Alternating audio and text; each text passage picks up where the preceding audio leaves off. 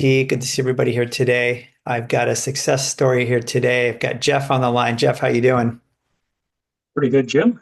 Thanks for having me. Yeah, no, thank you for coming on. I was just sharing with you off air. I really appreciate people wanting to come on and share their stories because they're really helpful and powerful for people who are still recovering. So I'm going to turn it over to you and have you share your healing story. Okay, well, I've never been on TV before, so this is the first time for everything. Yeah, that's right. YouTube is more popular now than regular cable TV, so That's right. You could become a celebrity on here for all we know. it could be beginning of something new. That's right. Um, okay, so you want to know how it started and Yeah, basically maybe take us through from when this first started, what you were you dealing with, kind of symptoms, how it started, a bit about what happened to you. okay. Well, I have a fitness history. Um, we have a family gym and so forth. And back, let's say I'm 60 now, so back when I was about 52 was when it started, and I was training to get into the Boston Marathon, so I was doing a lot of running, and obviously, and I did about 95% of the training, so I almost had all I needed done as far as the work is concerned. So I was Yeah. excited about it again. And, I seen my wife get in there, I see other people get in there, and I wanted my turn at it. So, and plus we had the gym business, so fitness was important. Anyways, as I was going along with that training towards the end, I just got some like numbness in the bottom of my foot and then some aching in my hip. So I kind of had to back off as I was getting close. And then it kind of eased up and came back and went away and so forth. And I started spending lots of money on physical therapy and chiropractic and all that sort of stuff. Yeah. And but I was determined to get those goals. So every time it eased off a little bit, I would try again.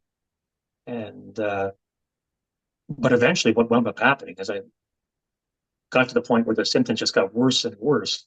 And not only was I not running, but by the time, let's say,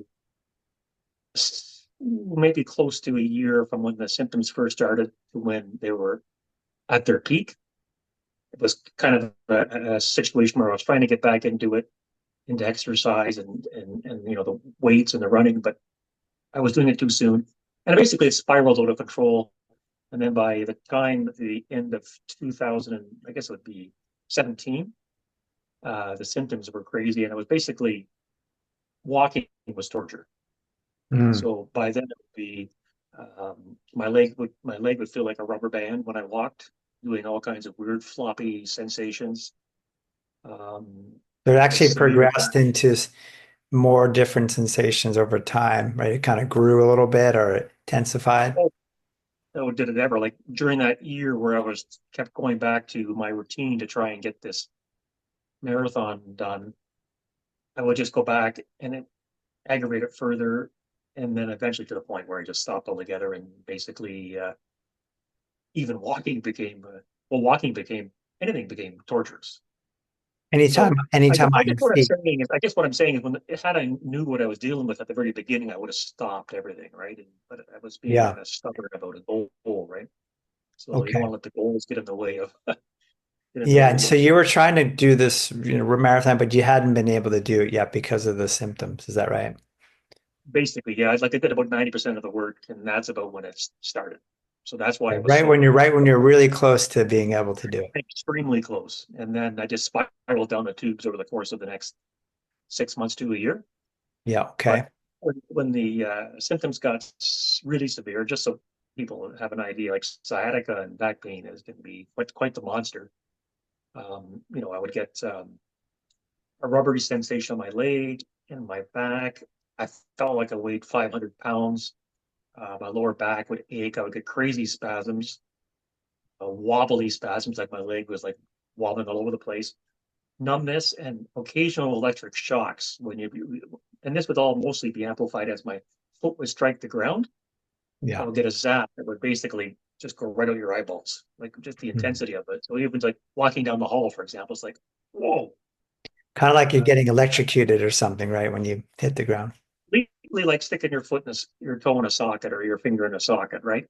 Yeah. And then everything would just go numb for a split second, and it was horrible. Like so, everything was business wise and you know goal wise, hobby wise was up in the air, pretty much put on hold, just a struggle. And then came the path of well, stay positive. It'll eventually settle down. So I went through a chain of I would say 10 or 15 physical therapists, chiropractors, osteopaths, you name it.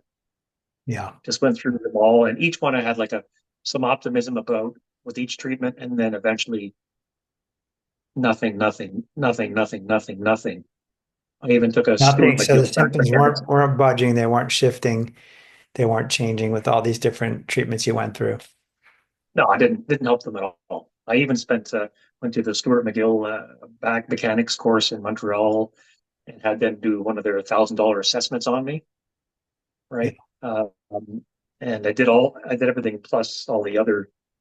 So I probably spent $10,000, $12,000 on all this stuff, Yeah. and Yeah. and then I did the imaging. You got to wait forever in Canada to get imaging done. How long did it First, you take have you to before they did the first imaging? How far into your symptoms?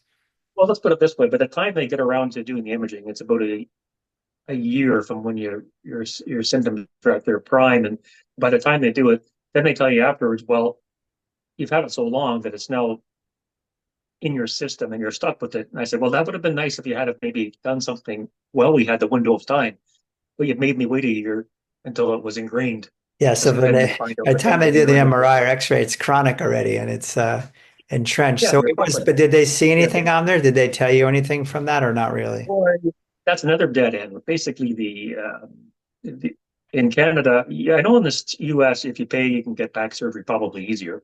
Laser surgery. I looked into all that stuff, and here in Canada, basically, they want to know if you're incontinent, and then maybe they'll tend to it, or if the imaging is so severe that the nerve is clearly obliterated and you're on your hands and knees. Yeah.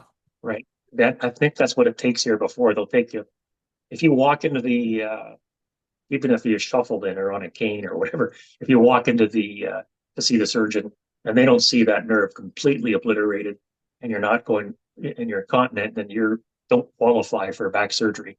Yeah, And you're not doing enough, right? they send you back in the physical therapy loop. And they say if you fail all the cortisone and all the treatments and the injections, if you fail all the physical treatments, then and you get the imaging, then you qualify for surgery. But that's not true. They say back surgery is an option. It's not an option. It's only an option if they say you qualify, Yeah. So were right? you at the time were thinking that's what you needed or something? Did you think that's what you Well, needed? I didn't want back surgery, but I thought that might be the only thing that could do it because they said, well, you have a 2 centimeter herniation and you got bad arthritis and and everybody says, well, it's the discs that cause sciatica and back pain, right? Yeah. So I said, well, here you go. I failed all the treatments. Here's your 2 inch herniation. Here's your arthritis, and the same old thing. Thanks for the MRI imaging. We'll put it through the paper shredder. Go back and have a nice day with your physical therapy. Yeah. Okay. So you went So back to PT, you went back to all these other things and they weren't helping you. And yeah, this was it was this was crazy. how Like long? It was about over a year, you said, right? Of just going through different treatments. yeah, it was a year of this crazy, all these crazy sensations. It was actually more than that, but I would say after a year, maybe 2 years, the pain kind of moderated. As in, some days it was more tolerable than others, but it was severe. And I was trying everything to fix it with exercise and you know this idea of walking around engaging your core. Well, that's ridiculous. You're trying to or you're squeezing your glutes when you're walking to support your spine. You just can't do that kind of And it's not thing. very natural. No, That's what right? people are doing when they walk. Yeah, make sure you engage your glutes and make sure you put a brace on your stomach with muscle tension. Well, the only thing that's maybe helped me out in that regard is the opposite, and that's just let your like posturally wise is just let your shoulders drop, let my ribs drop, let everything just Yes. hang and Trying to breathe. relax. I've always taught that relax your body, let your body relax, not tighten or tense it more. That's usually the problem. Yeah, yeah. So that's the way in the end it wound up going. But so then it went away for a few years. Not, I'm sorry, let me correct that. It didn't go away for a few years. It became manageable for a couple of years, right? More manageable, but it Okay. was always there and always bothered me. Uh, but I was getting by. And then I guess it was about maybe a year, 2 years ago, I guess, it, after after a couple of years of it being more tolerable, it got more severe again. And I was out playing pickleball that day, and I remember thinking, boy, this is getting worse again. I got to fix this.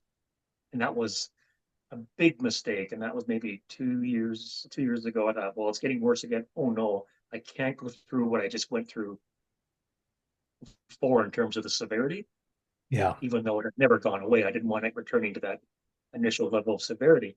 So I went home and thought, well, I got to fix this. I'll stop doing pickleball, stop the jogging. I'll look at my posture. I'll fix my posture somehow, or do more core work. And so I'm doing all these things. Oh, my one shoulder's too high, my one hip's too high, my this is too low, my ribs are too flared. All Right. these crazy All things. these mechanical reasons. Yeah, and do more exercise and I mean, there may be some truth to it that if my ribs are flared or shoulders are in a certain way, it is the only good thing about all that would be the learning to relax with the posture, right? So, but as far as all the other mechanical adjustments go with it, Yeah. forget it. So And anyway, so not to so that was not helping you, right, to do yeah, to and I address was, it I that was, I way. was, I was, I was hell bent, determined a couple of years ago that I was going to beat the flare up. And it kept getting worse and worse again. So I thought, why is it getting so much worse again, right? And I started panicking. I thought, I can't work and function and deal with this kind of pain. And it was just, what am I going to do? So I decided to go to the U.S. for an MRI again. I already had two in Canada. I had my hip looked at in Canada, my neck, and everything, just to see if there was anything going on over the course of time, right? Yeah. So, but I left all that and then went back again and did another MRI in the US because I didn't want to wait a year in Canada. So I drove all the way halfway across New York State, paid the money, 750 US, Yeah. and they did the imaging. And what appealed to me about the New York thing was I phoned them up. I said, "Can I get an imaging done?" They go, "Well, we're kind of busy." And I said, "Well, how busy?" And they said, "Can you make it in next Tuesday?" I said, "Are you kidding me? Tuesday of this year or next year?" Yeah. Right? They said, "No, no, no, no, next Tuesday." So I said, "Well, that's fantastic." And I looked them up because they do their imaging when you're in a sitting up position, whereas the imaging here was done lying down. So I thought sitting up might show the discs better under pressure. Mm. And they would have you, they said, we'll do one where you're sitting and then one when you're bent backwards, and one where you're hunched forward and see what that does to the disc imaging. So I thought, well, that's why. So that was one of the reasons why I chose that location because they do that. And again, that was about the time, maybe about a year and a half ago, when I started getting a lot of anxiety over the pain because it just wasn't up for it becoming severe again. And So the anxiety came I, on, would you say after the pain had been there for a while, or did you have anxiety preceding the pain? I would say it was when I had the initial issues with the sciatica and the back pain, I wasn't feeling anxious, just more like I wanted to fix it and I wanted to go away. Yeah, But I was upset about how much pain I was in, sure. tremendously, right? And I was determined to fix it, but I had a little bit of optimism that was slowly taken away from me with all the money spent on nothing and getting nowhere and the pain persisting. So that was taken away. But when it reflared up a second time, um, and it got worse and the pain was bad and I was getting, all those weird numb sensations and the pain was spreading. I was starting to get aching in my shoulders, tension on my face, and So this I is knew where that it started to it was really, move in your right body, out. come around other parts of your body. It was fanning out, yeah. And my shoulders, when I would walk along, I would get the shots of back pain, and then my shoulders would go tight as a response, right? And then no, the numbness. So I thought, okay, I think I think I'm getting stressed about this. And then at the same time, I started getting cramps in my fingers and hands where a finger would go stiff Mm. and or a finger might lock up or my hand might cramp up when I would do stuff and some tingling there too. So I was starting to get a call into question my overall health. And so at that point, basically what I did was I got imaging done on my hands too. So, and they said, well, you got tendonitis in both hands and some ulnar nerve compression. But again, we're not going to do anything about it. Right. So I just carry down with the finger. And they still do it now. Like they'll, if I'm, I never used to do it. If I'm cutting something with a knife or using a screwdriver or something, they'll cramp up in that position. But at any rate, that's just another thing that had added on to it. Yeah. And then the imaging in the U.S., as I said, that was in the fall. I guess it'll be 2 years this fall. I had that done, and that was when the stress and anxiety had kind of added on to it. I started questioning that maybe anxiety or the pain was causing more pain.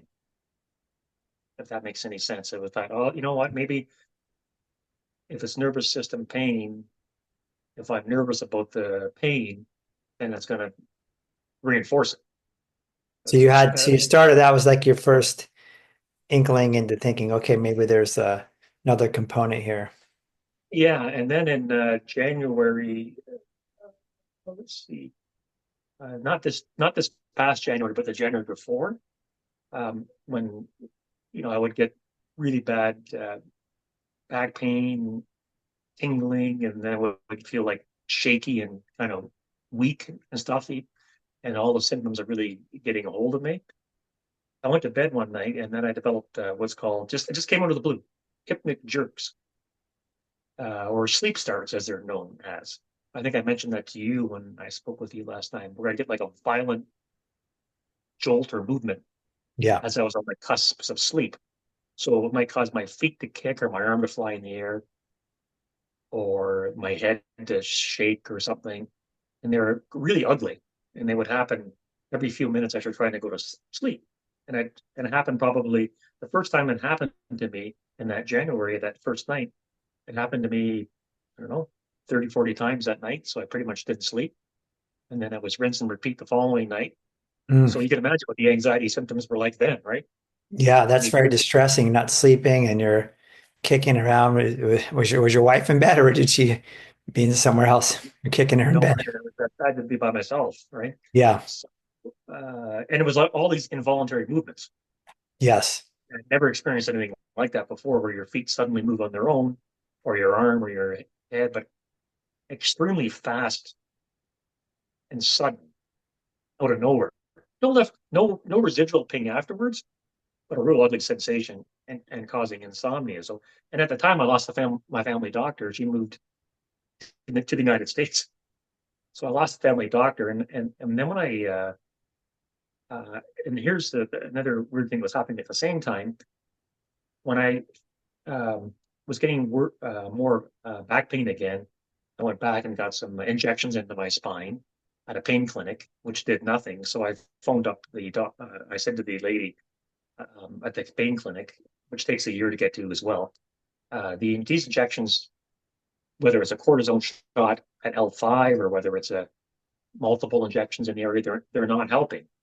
And she said, well, maybe you got fibromyalgia. And I said, oh, what is that? Right. And then she goes, why don't you try an antidepressant?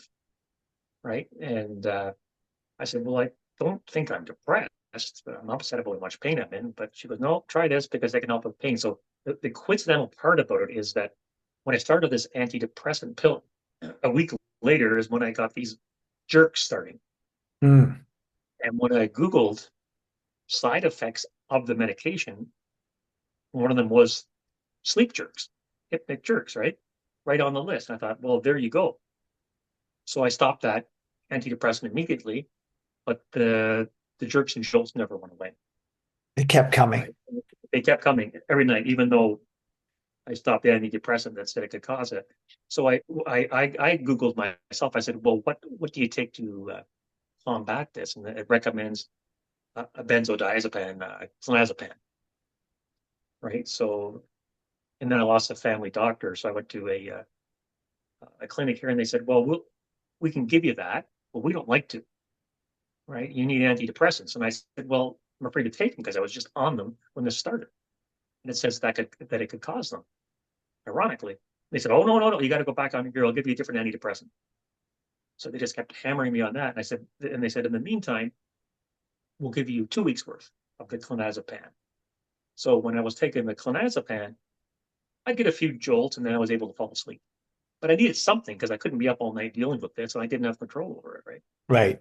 So I needed something to get to sleep so that again during the day that the pain would be bad. But eventually what happened was I'd only get 2 weeks supplies and it wasn't going away. So I'd go to walk-in clinics and eventually say, you can't have these. Go get a shrink, go see a neurologist, just go away. Right.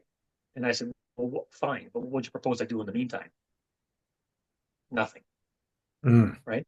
So it was in a bad state. And then just by sheer coincidence, I got an email from uh, the family doctor's office saying there's a new doctor that's taking on patients. And I said, well, so that's good because I can't get this medication.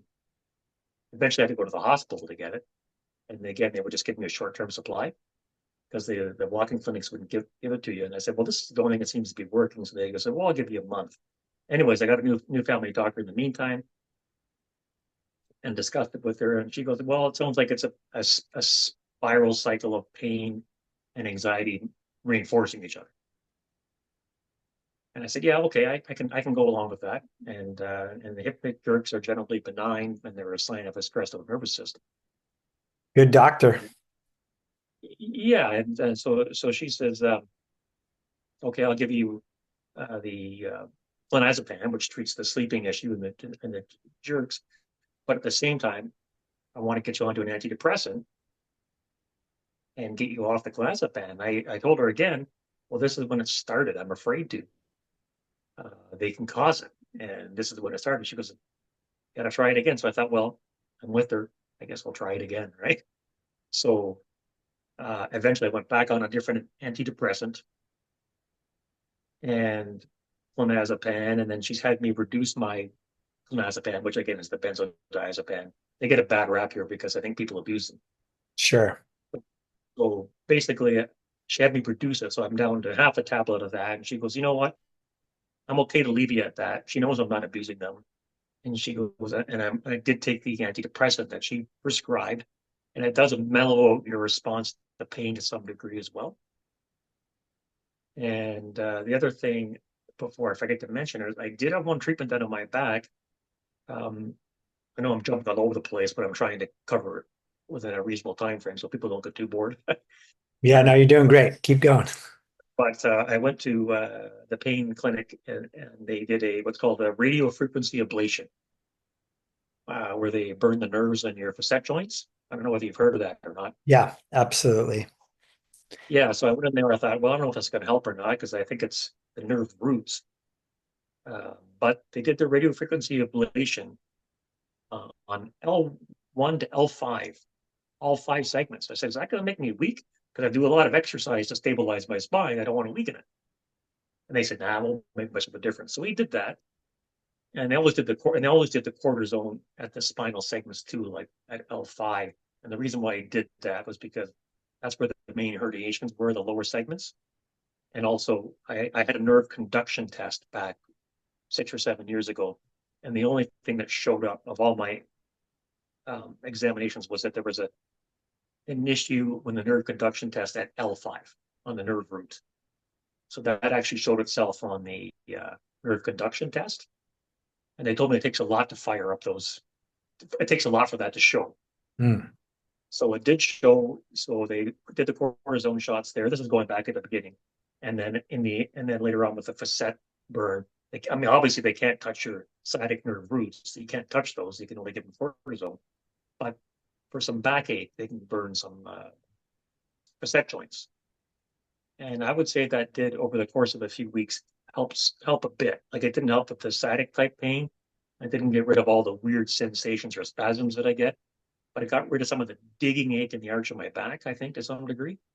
Okay. And then that was it and that was it for the treatments. And even my friend who's a chiropractor next to her gym, he gives me stretches and adjustments. I haven't gone recently because I thought, well, this he can't really help me. He can't really help me. And it's just reminding me that I have these issues. And I appreciate the stretching and the, and all that.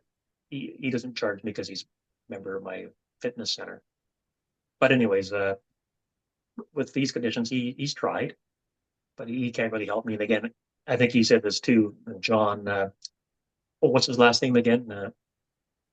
The original founder of Sarno? the pain, Sarno. Yeah, he said that you got to try and basically establish yourself as not being injured. So what I did was I have stopped seeing him. And even John Sarno even commented on tendonitis being a common problem with people with pain issues.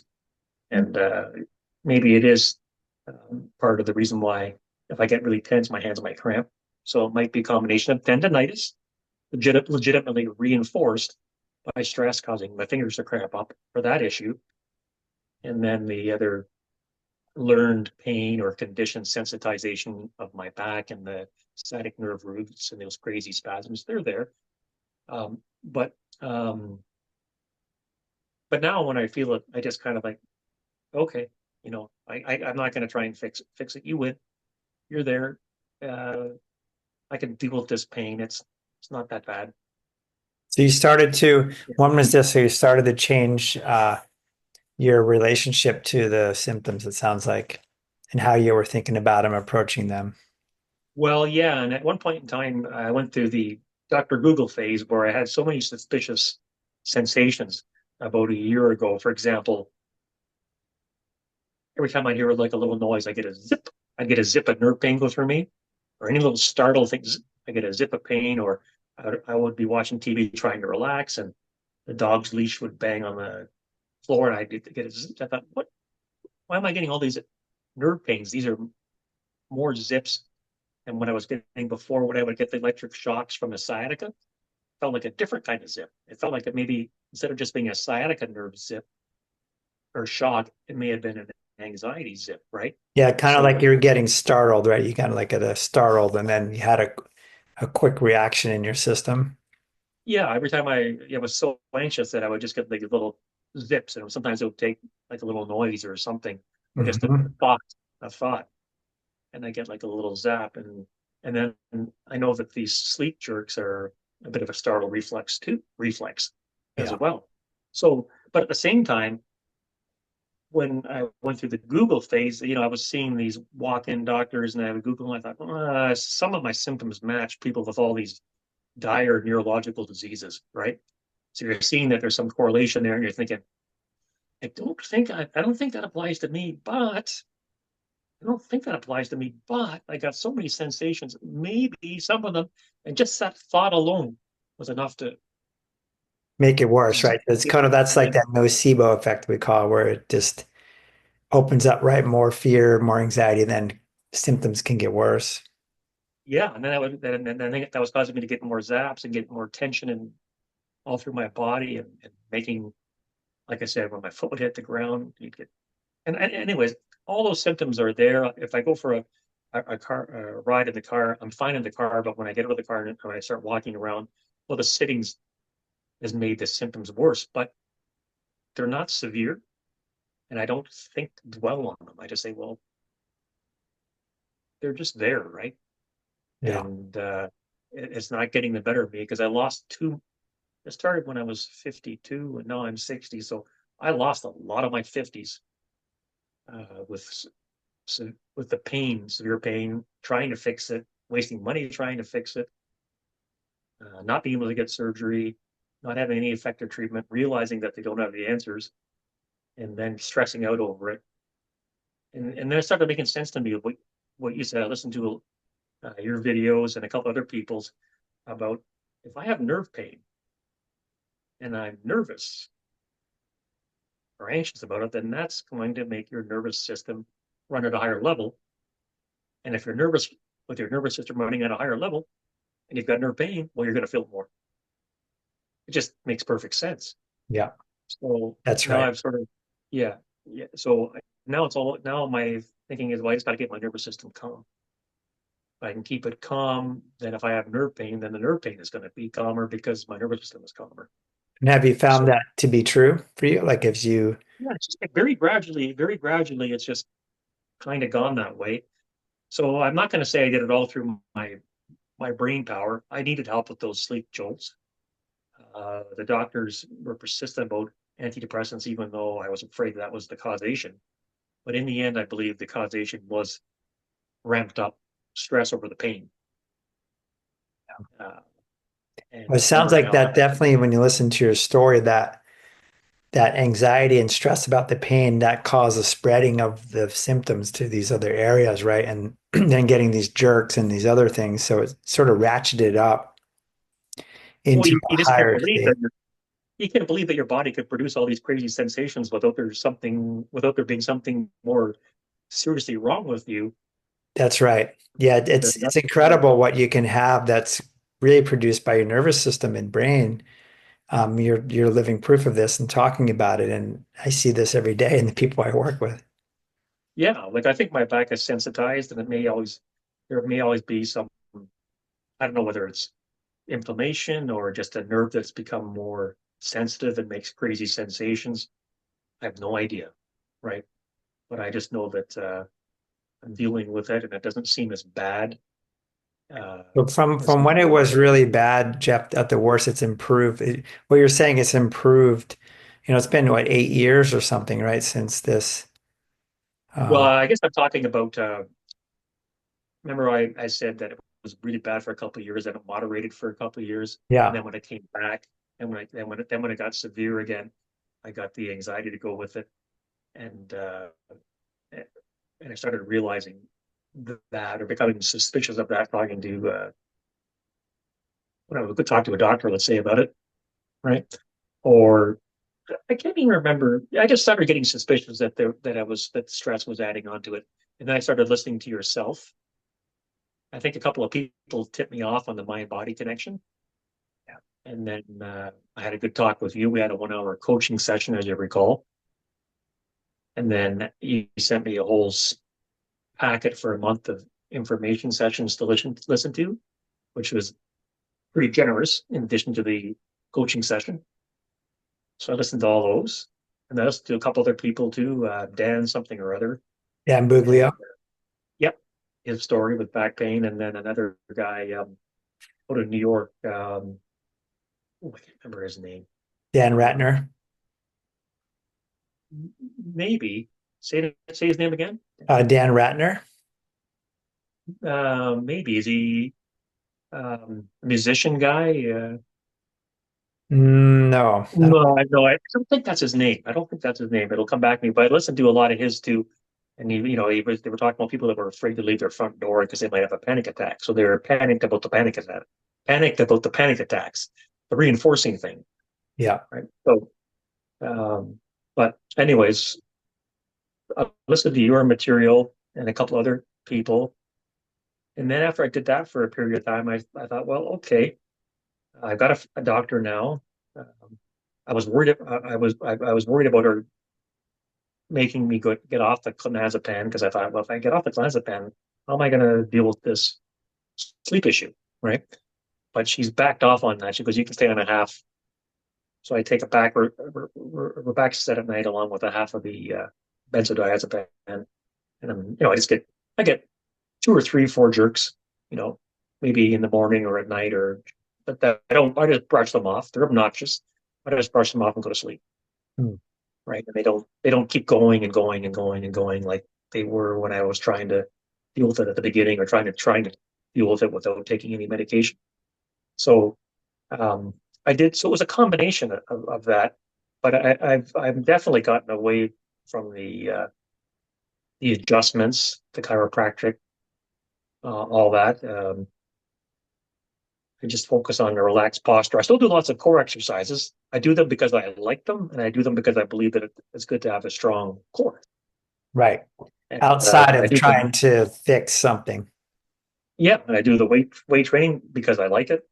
And I go back to pickleball, and sometimes that flares up my back, so I just gotta temper it a bit, moderate it a bit, but not try and fix it. I got these weird sensations, and they may or they may not ever go away.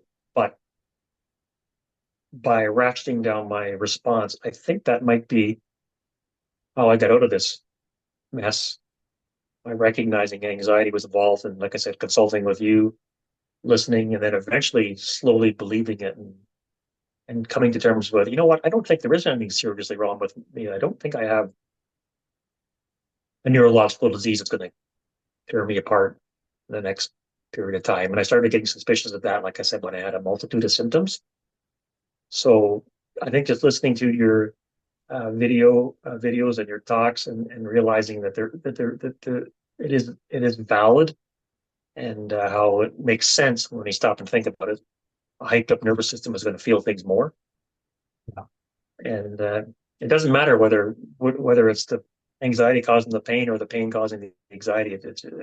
When you get right down to it, you Yes, just gotta, it's yeah, a reciprocal loop, right, between the two of those things. yeah. And you've said that, and a couple of the doctors I spoke to said that, and none of them were overly concerned about my symptoms. So eventually, I said, okay, well, I've had all the imaging done, hands, back, hip, you name it. They won't operate. Got the nerve burn done. I've done so I guess I've exhausted the medical thing, and my main focus is just I'm probably a kind of a strung out person, anyways, to some degree, but being aware of that aspect of your personality and trying to keep it in check, and then with the antidepressants, I think they do help too. Like I feel a bit more sedate because of them. Okay, so currently you're just Yeah. so the listeners can understand you kind of have right, a combined approach here, which is helpful to hear for you, right? So it's some medication, which has helped. Plus but you got away from a lot of the physical treatments and things you were doing and right, you Completely, got completely. yeah, completely. And so you just were working with this a bit from the mind as well, looking at it from an anxiety level, but Yeah, also exactly. you started getting back to the things you were doing, right? Like working out, is that right? Returning to life, the things you were wanting Yeah, I would to go through phases. Oh, I would go through phases where I think, oh, I played too much pickleball. Oh, that's not good. That's caused me pain. Oh, I did too much of this exercise. Oh, that's not good. Oh, I should I run? Should I not run? Should what should I do? Oh, I shouldn't have done that. So you're basically blaming your activities and trying to figure out what activity was it. And then as John Sarno says, just do your do your thing. So you started, so you Stop started trying to to do fix it. them anyway. Is that right? You started to go out and do these things Exactly. anyway. I said, Yeah. yeah, I said it's. I'm not running marathons, and I'm not doing anything crazy, right? So there's no reason why I have to analyze what I did or didn't do to provoke my back, which was a bad habit. I get down on Yeah. myself saying, I must have done this wrong. Or people would say to me, you shouldn't do this or you shouldn't do that. Well, you do too much core workout. You got to do more. You got to change your exercise. You got to do less. You got to do less. You got to do less. Right. Or you're Yeah. not doing it. You're not doing this. And then it's like, okay, forget it. Forget it. Yeah, I'll just work on a more relaxed posture because I think my posture was hyperextended a little bit and some tension there in my shoulders and so forth. So just let all that go and breathe and relax, like you said, when some of your meditative talks.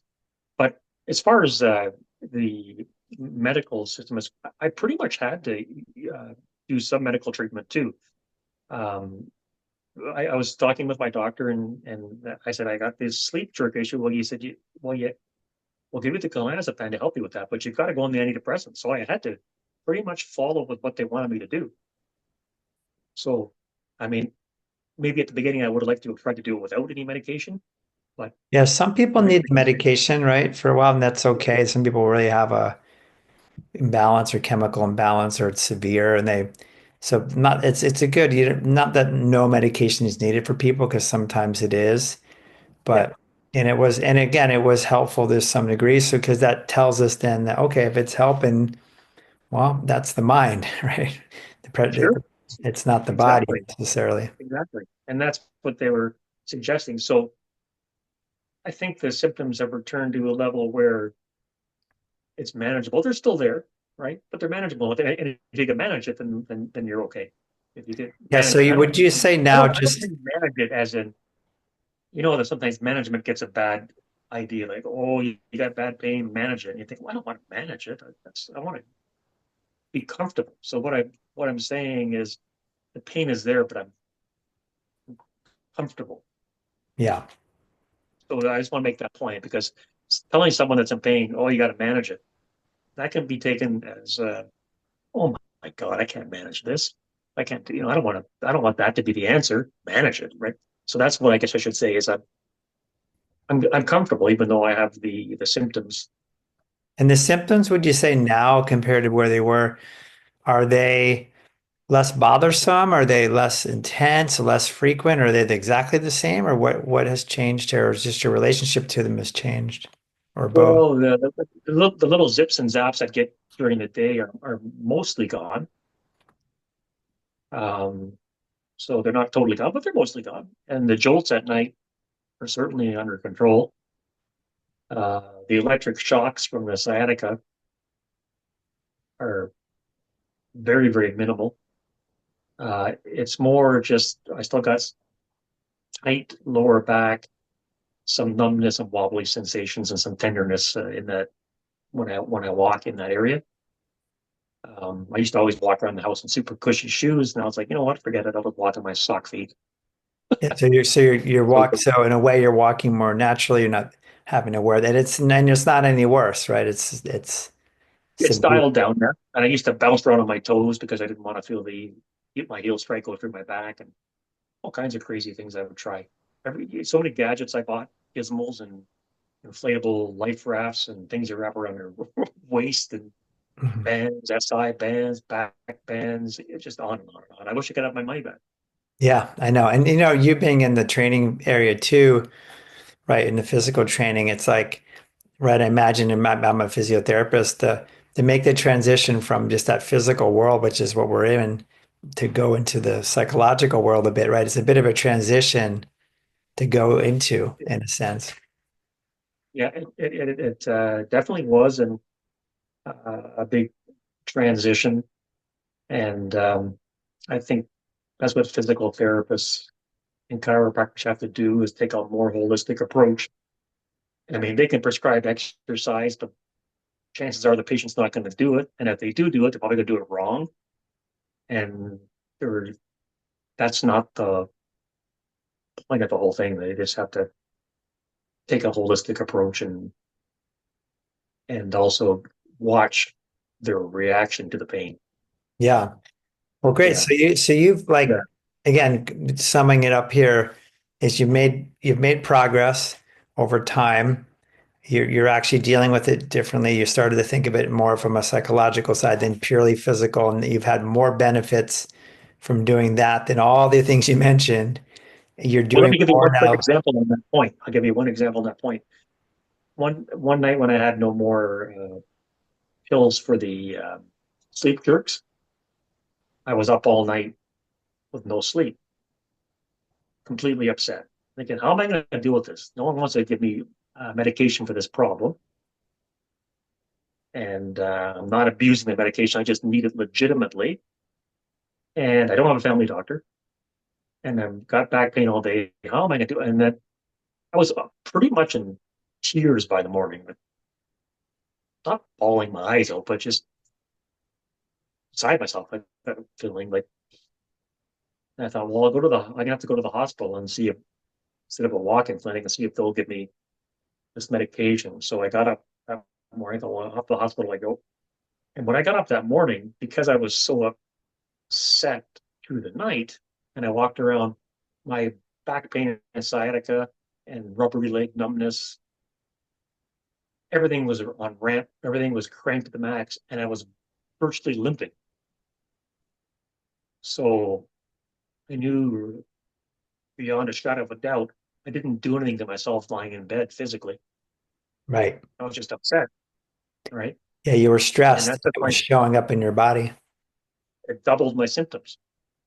It's Yeah. almost like there's a baseline for them if I'm calm, right? And then in the morning, well, I said, well, look at, I made a mental note of that. I thought, wow, look how bad my. So when I walked into the emergency, I was limping, like legitimately limping because it was back pain was that bad. And anyways, that was spring of last year.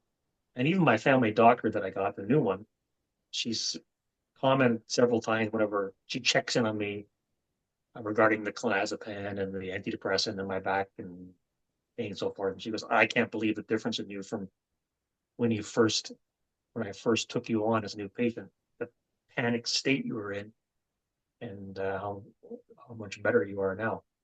Yeah. Yeah, that's So, great. That's so I fantastic. just have, yeah. So, I'm an older person. I'm 60. If I have tendonitis or some back pain or whatever, well, or whatever other issues I have, some sleep issues, you're just going to get things that don't work as well when you get older, I Yeah, guess. there's, I mean, there's a truth to Yeah. that. We can't deny Yeah. aging has an effect on the body and wear and tear, and you can get things. Of course, it's not everything is purely mind, body, or psychological, No, but and I think the body, like John Sarno says, the body fully heals in 3 months. My opinion would be the body heals as much as it can in 3 months based on the condition that it's in, right? yeah, That's my opinion, I the guess. body heals, and you can have degenerative conditions, right? And they could potentially give you symptoms. And but like you said, for you, the takeaway here is that you have for many years struggling with these things, and you've tried everything, and the things that help you the most were right working on the mind-based side. You had the most bang for your buck, so to speak, or you didn't spend as much money, but you had more improvement than you did with all the other treatments. So it just shows you the power of the mind, and even your doctor commenting that, hey, wow, you're much different than you were, and you're doing Especially things with nerve more, you're pain. more Especially relaxed. with nerve pain. Yeah. Yeah, If you have a normal pain, you hurt your foot or you hurt your knee, you understand that pain. Neurological symptoms and sensations that could be created, they're crazy and they can make you question your health and sanity. that's right. I And always there's tell the there's a, people they mess with your mind way more than a normal physical symptom. oh God, and they can make you, well, they can feed on themselves because you think, well, there's got to be something wrong with me. Like, what is going on? And then that attitude will just give you more symptoms. And it's true. It'll create new symptoms and it will reinforce existing ones. And Yeah, you got to reverse. You can wind that process down by doing it in reverse. that's right. But it Well, does have it's quite severe cut time. yeah, it's a great story. And again, every story is different. That's why I love them because everybody's sharing their unique personal story, and yours is unique and personal to you. And obviously, you're in a different place now than you were when you were struggling and for a long time. So it's really powerful to see that and where some of these strategies and tools and helped you. So it, shows it for other people too, and the power of our minds and brains. Well, Do you you're the only guy I had. You're the only person that I had a consultation with, and you're the it was your talks and video and podcasts that I listened to, and took time. You have to keep hearing it over and over again to get it into your brain, and then eventually, what happens is you get to the point where you don't want to listen because listening just reminds you of the condition, Yeah, and you're that's trying to that's a step good away sign from though. the Let's talk about condition. that's a good sign. That means you've crossed over to a different place where now that's just a reminder you don't want to hear about it anymore because you're moving past it, right? In a way. Yeah, yeah, that's exactly. It just reminds you of, you don't want to get pulled back into it or start thinking more about it, which is can be reinforcing, right? So, Correct. uh, yeah. So you Time have and to a place where you need it, and then you can, just like anything else, move past it. And That's awesome. So yeah, thanks so much for coming on. Any last things before we finish up you'd want to share with people who are still struggling, like bits of advice that you could give Well, people? I could say to you this: I didn't think I'd be doing this talk a year ago. I thought I'd be in the exact same boat or worse. So there you go. I mean, but um, and I wouldn't have thought that the mind body. I wouldn't have thought that antidepressants. I wouldn't have thought any of those kinds of psychological treatments could help to wind the pain down and bring it down to a more acceptable level that's not being amplified by stressing over it. Yeah. So how to get someone to start down that road? I think they have to just do it slowly, just step by step by step, because they might be resistant to it initially, and they got to exhaust their help from with their with their doctors regarding other possible problems or other treatments, chiropractically or physical therapy. If you've exhausted that and other health conditions, you have to that'll help clear that out of the way, and that'll make it easier for you to start accepting that you have the power to wind it down. Maybe not completely get rid of it, but to wind it down by lowering your nervous system by being more calm and about it, the whole thing. And yeah, then like I said, the I think the antidepressants have helped, and I think the your talks, and I think maybe also that radio frequency ablation did a little bit too for some of the backache. And that was a, by the way, just so people know, that was a. It sounds scary, burning off nerves, killing nerves, but it was nothing. Yeah. Yeah, That you're was just that, highlighting this idea that, and it's good for people to hear this. Sometimes you need those things and they can help. Not everybody needs the radio frequency ablation, but it can be helpful for the right people with the right diagnosis and situation. So, you may um, be scared to try it, but it's not back surgery the way you might think. It's just yeah, it's a 10-minute procedure, and then you're back to normal. Your back is fine within a week. It's not even yeah, that painful. Just gets rid of some of the pain in your back. That's what it does. yeah. Doesn't Well, need thanks. bleeding. Yeah, it's all these different things you mentioned, right? They're all helpful for you in ways. And you know, Cortisone did nothing for me. yeah. So yeah, Yeah, like I said, some of these things are helpful, and some of them you realize, wait, this isn't helping. You had a lot of physical contraptions and treatments and things that didn't help at all, right? So a lot of yeah. stuff didn't On help. that note, they always say that pain is inflammation, and yet, if that's the case, then why didn't cortisone help reduce the pain when they didn't make a difference? Yeah, that's right. Who knows, right? So maybe it's not inflammation. Maybe it's again going back to the mind body thing, right? Yeah, it's not exactly, it's not always that local inflammation from a local cause, right? It could be a mind body thing for sure that's driving it. And but yeah, I you know, also you think that the highlighted nerves some can of this become hypersensitive too, like you said. I do think your nerves can become hypersensitized from an injury, and they can get a little bit stuck that way. for But you don't sure. want That's to. You that's don't. what happens to a lot of people. The sensitization, central sensitization ensues, and that sustains the pain. The system's overly sensitized. But like you said calming down, that was a key component because that desensitizes your nervous system, right? It settles your nervous system. It's not as reactive. So that was really helpful. And I think as you keep going forward, like maybe I'll check back with you in another year, you might be even better because it's just kind of keep calming down. And the more you see the connections, like you shared that story of when you really got stressed and the pain went up, you'll see it can keep settling even more. The sensitization can drop more and more. And it can take time. I want people to understand this, and you're proof of this, that everybody wants to be an overnight change and they want to be 100% better, but it can be just an evolution over time. You're certainly way better than you were. And I believe you'll continue to get better outside the normal aging, things that you go through as you get older. So thank you so much for coming on. I know we're going to wrap it up, and I really Excellent. Thanks. appreciate you taking the time to share your story. All right. No, I enjoyed it. I hope it was of help to people and encouraging. And I went quick trying to get as much information out as fast as I could. So